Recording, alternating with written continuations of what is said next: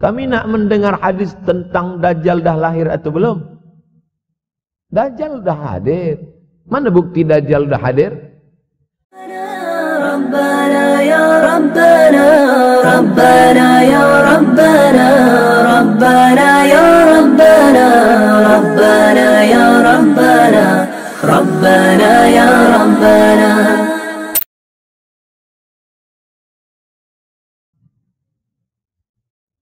Tak terasa saya ini sudah 8 kali datang ke Kuala Lumpur. Awal-awal sekali 2014, 2015, 16, 17, 18, 19, 20. Sudah kali yang ke-7. Saya datang setahun sekali saja setiap bulan Februari. Bulan Februari datang. Rupanya dah yang ke-7 kali. Bulan Februari. Ini saya bagi tahu supaya kita semua faham. Saya datang bulan Februari, supaya tak datang balik, datang balik, datang balik, datang balik. Sekali datang dari tarikh 2 hingga 9. Pusing, pusing, pusing, pusing, balik. Rupanya sudah kali ke-7, ke-8 kali datang menyampaikan tazkirah. Tak terasa. Dulu saya datang kemari belajar di UKM tahun 2003. Sekarang sudah 2020. 17 tahun. Tak terasa. Yataqarabuz zaman. Tanda-tanda kiamat, fitnah akhir zaman sudah dekat adalah yataqarabuz zaman, kata Nabi SAW. Waktu tak terasa. Tak terasa. Tak terasa dah engkau dah datang. Tak terasa waktu begitu cepat engkau sudah datang saja nak menagih hutang. Orang berhutang ni pun rupanya tak terasa juga orang datang. Yang memberi pinjaman pula terasa lama betul. Apakah beza antara 5 minit dulu dengan 5 minit sekarang? Sama. Apakah beza antara 24 hours, 24 jam dulu dengan 24 jam zaman Nabi dengan 24 jam zaman sekarang? Sama. Tak ada beza. Mataharinya sama, bulannya sama, buminya sama. Yang berkeliling mengelilingi matahari sama. Apa yang membuat berbeza? Apa yang membuat zaman itu yataqarabuz zaman? Ada hal-hal yang membuat kita sibuk. Dulu tak ada google.com. Dulu tak ada Facebook, dulu tak ada Twitter, dulu tak ada BBM, dulu tak ada Instagram. Sekarang waktu habis. Bila kita tanya orang mana yang lebih lama, 5 minit atau 50 minit, semuanya sepakat mengatakan 50 menit lama, 5 menit kejam. Saya tanya 2 kali, pelajar-pelajar, penuntut-penuntut, mana yang lebih lama, 5 menit atau 50 menit? Semuanya berkata 50 menit lebih lama daripada 5 menit. Lepas tu saya balik. Mana yang lebih lama? 5 minit menunggu azan maghrib bulan puasa. 50 menit status FB, Instagram. Oh, lebih lama 5 minit menunggu azan maghrib. 5 minit menunggu azan maghrib bulan puasa macam-macam mati jam. 50 menit hilang waktu tak terasa. Itu menunjukkan hadis Nabi itu. Semakin saya baca hadis Nabi, makin kuat keyakinan saya, makin kuat iman saya, makin hilang keraguan saya bahwa yang berbicara ini bukan manusia biasa, tapi dia dapat wahyu dari Allah. Wa ma yantiqu 'anil hawa in huwa illa wahyun yuha, melainkan wahyu dari Allah Subhanahu wa taala. Yataqarabuz zaman. Masa begitu cepat berlalu tak terasa. Sebulan seperti sepekan, sepekan seperti sehari, sehari seperti sesaat.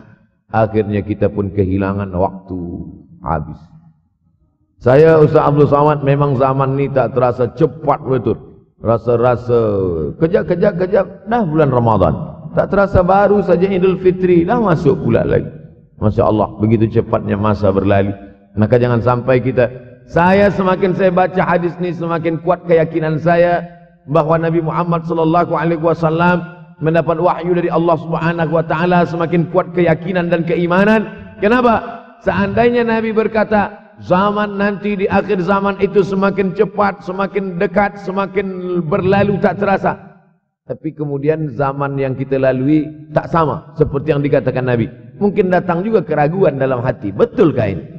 Tapi ternyata 1441 tahun lampau, 1440 tahun yang lalu Nabi mengatakan, dan hari ini terbukti zaman begitu cepat berlalu.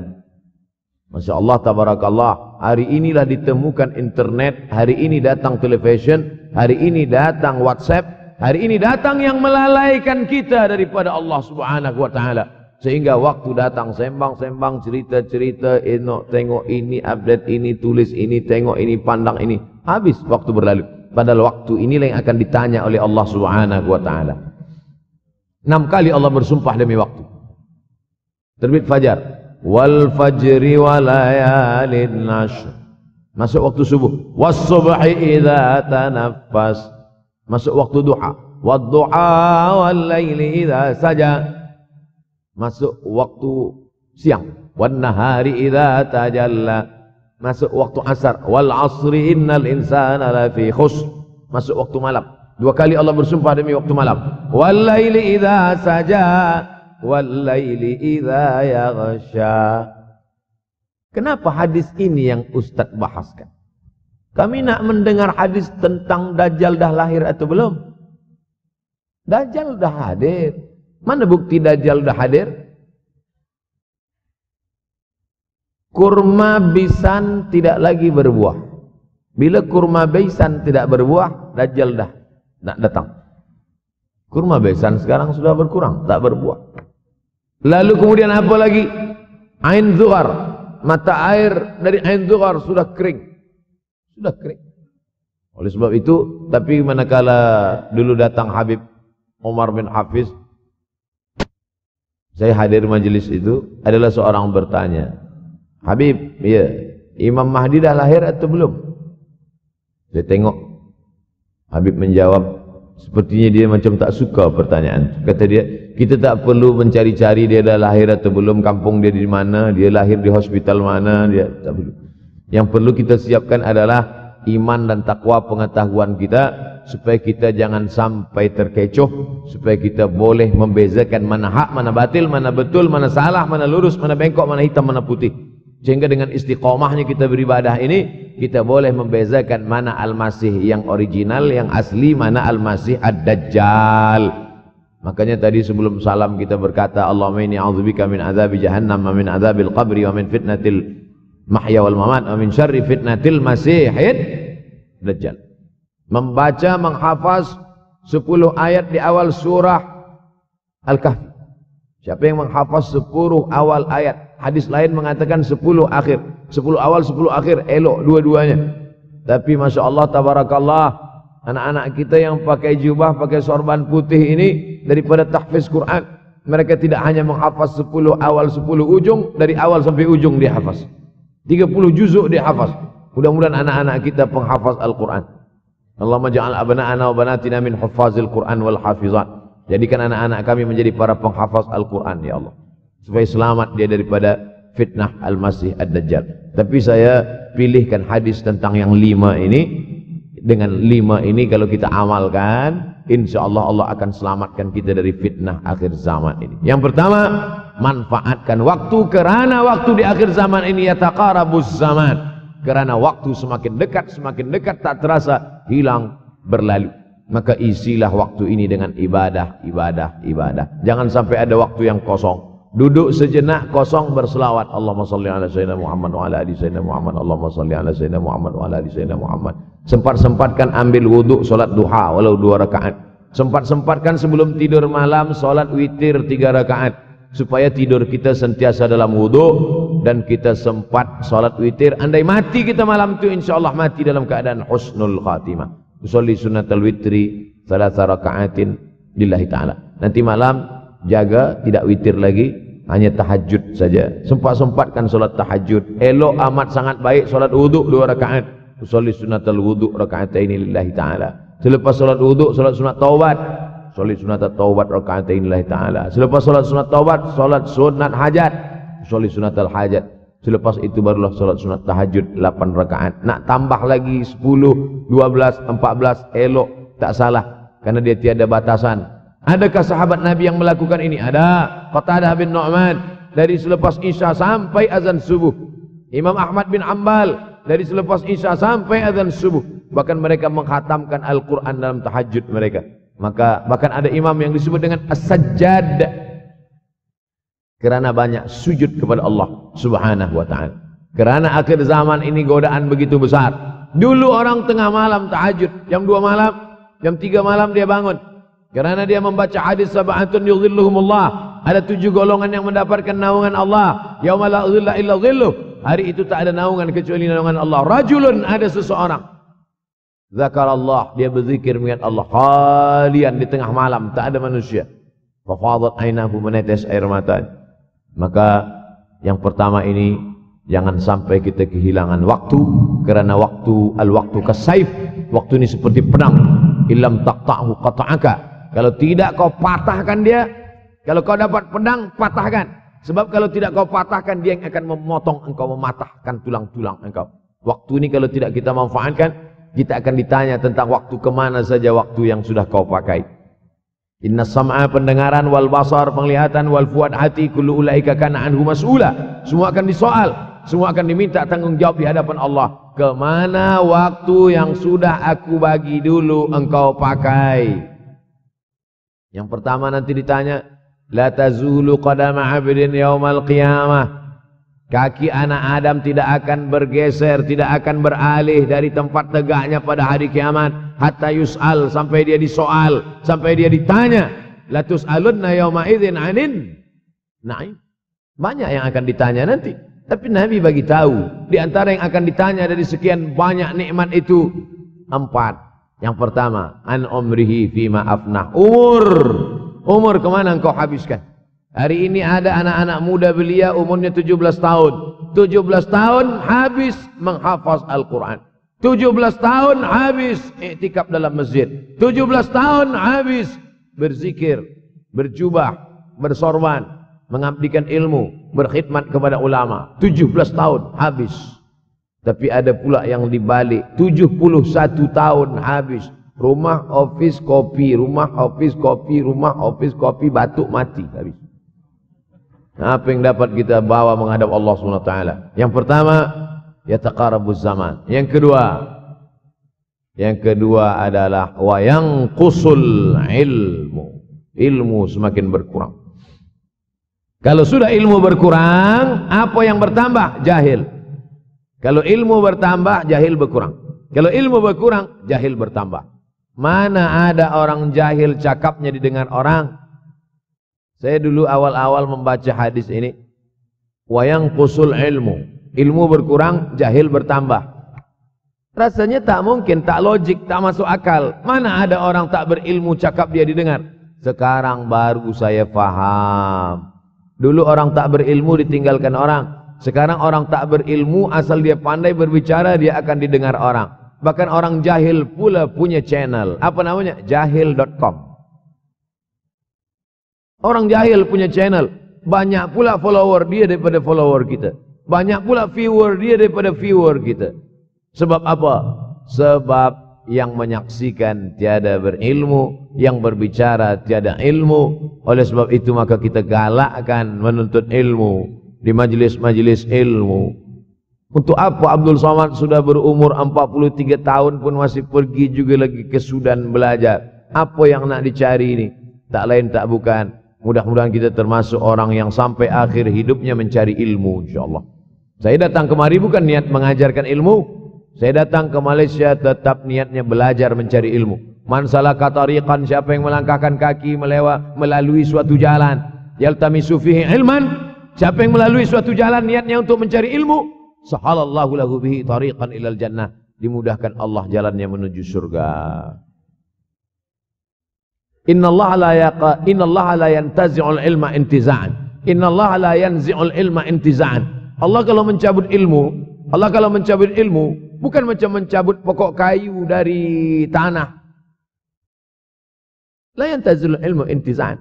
Allah tidak mencabut ilmu macam mencabut pokok kayu dari tanah hingga ke akarnya, tidak. Lalu bagaimana ilmu ini dicabut? Biqabdil ulama. Dengan matinya ulama, maka habislah ilmu. Meninggal Imam Syafi'i, berkurang ilmu. Meninggal Imam Nawawi, berkurang ilmu. Meninggal Imam Fulan, berkurang ilmu. Maka yang hadir adalah al-juhala. Yang lebih menakutkan lagi adalah al-juhala bithawbil ulama. Orang jahil dengan pakaian ulama. Abdul Somad tidak mengatakan dirinya ulama. Saya selalunya membacakan ayat Quran, membacakan hadis Nabi, menyampaikan fatwa ulama. Tak pernah saya berceramah, bertausiah. Menurut saya, siapa saya? Siapa kita? Syafi'i manusia, saya manusia. Syafi'i boleh berfatwa, saya juga boleh berfatwa. Imam Syafi'i berfatwa, Al-Quran 30 juzuk dalam kepala dia. Kita juzuk 30 pun kadang-kadang hilang. Imam Syafi'i balik dari masjid ke rumah, dia tutup telinga. Datang orang bertanya, Syafi'i, ya, kenapa engkau tutup telinga?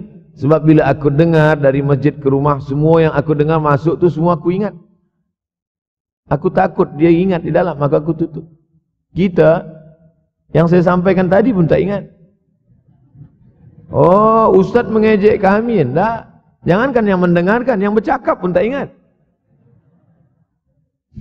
Nasib baik datang orang Jepun mengingatkan kita. Nah, ini, nama dia Sony. Manusia ini lupa. Oleh sebab itu maka yang kedua, akhir zaman, wa yanqusul ilmu makin kurang. Maka bersyukur anak-anak yang dimasukkan ke rumah tahfiz.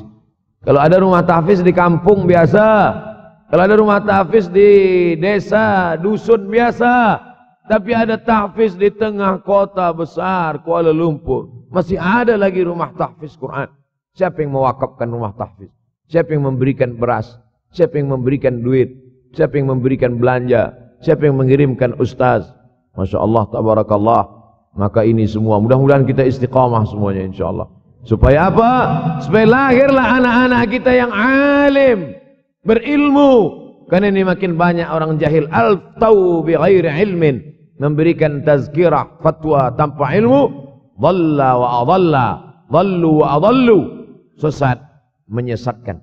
Kalau setakat sesat saja, ini sudahlah sesat, menyesatkan. Na'udzubillah. Masuk yang ketiga. Yang ketiga adalah wa yanqusul ilmu, setelah habisnya ilmu-ilmu ini semua dicabut oleh Allah Subhanahu wa taala, lalu kemudian setelah ilmu dicabut Allah Subhanahu wa taala, wa yulqas syuh. Wa may yuqashuha, sin dengan hak kecil. Wa may yuqashuha nafsihi fa ulaika humul muflihun. Siapa yang selamat daripada sifat syuh, itulah orang yang beruntung. Hayya 'alal falah, mari kita menuju keberuntungan, kemenangan. Siapa orang yang menang? Selamat daripada sifat syuh. Ada orang menerjemahkan syuh ini pelit, bakhil. Bakhil ada yang lebih parah daripada bakhil. Syuh. Bakhil ini, bakhil tidak ingin memberikan uangnya untuk orang lain. Itu bakhil. Dia ada uang 10 ringgit. Uang itu hanya dia makan saja. Dia tak mau walaupun setengah sen kepada orang lain. Itu namanya bakhil. Kalau syuh ini, duit dia simpan, duit orang pula dia makan. Nah, itu syuh. Jadi lebih parah lagi. Oleh sebab itu kalau sudah ilmu ini dicabut, orang menjadi jahil, maka datang penyakit syuh yang ketiga. Apa itu syuh? Hubbud dunya, hubbul mal, wa tuhibbul mala hubban jamma. Engkau sayang kepada harta amat sangat sayang. Dia pegang semuanya sampai tak meleleh, tak menetes walaupun satu tetes. Akhirnya mereka inilah pendusta-pendusta agama. Ara'aital ladzi yukadzibu biddin. Tahukah kamu siapa itu yang mendustakan agama? Fadzalikal ladzi yad'ul yatim. Mereka itu yang membiarkan anak yatim. Wala yahuddu ala ta'amil miskin. Dia tidak mempedulikan makanan orang miskin. Sebab apa? Bukan sebab tak ada harta, sebab syuh. Kenapa syuh? Sebab tak ada ilmu. Tak ada ilmu tentang akhirat. Dia pegang, dia simpan, mati, habis. Yang dia bawa hanyalah 1, 2, 3 helai kain kafan saja. Itulah mengapa Sultan Turki, Sultan Muhammad Al-Fatih, Sultan Abdul Hamid. Cuba tengok gambar Sultan Muhammad Al-Fatih, Sultan Abdul Hamid Turki dulu. Sorban dia besar-besar. Saya dulu terkejut, lama saya tengok. Kenapa sorban orang Turki ini besar-besar? Lama-lama saya baca, rupanya sorban orang Turki itu kain kafan. Tuan-tuan, balik dari sini, beli kain kafan 2 meter. Ikatkan kepala, bawa sembahyang. Supaya ingat mati. Bolehkah menyiapkan kain kafan? Baca kitab Tambihul Mughtarrin, peringatan bagi orang-orang yang tertipu. Di situ ditunjukkan banyak ulama, bahkan mereka menggali tanah di dalam rumahnya. Malam-malam dia tahajud, selepas tahajud dia duduk di dalam tanah itu supaya terasa bagaimana rasanya mati. Gali tanah 2 meter, masuk ke dalam. Tapi kalau nak buat itu kita saja dengan Allah. Jangan pula, banyak juga orang sekarang udah gali tanah masuk ke dalam, streaming pula. Hai guys, nak rasakan mata, mana boleh terasa. Kita saja masuk ke dalam, rasakan macam mana rasa. Sebab kalau cakap saja, marilah kita ingat mati, takutlah kita pada mati, kita tak tahu bagaimana rasa mati. Kalau nak merasakan bagaimana rasa mati, nanti kalau ada orang mati meninggal dunia, masuk kita ke dalam, kita sambut jenazah, kita letakkan, kita duduk, rasakan. Ketika Fatimah meninggal, Fatimah mak Sayyidina Ali meninggal, Nabi masuk ke liang lahat. Masuk Nabi ke liang lahat, Nabi berdoa di dalam. Ketika Utsman bin Maz'un meninggal, Nabi masuk ke dalam.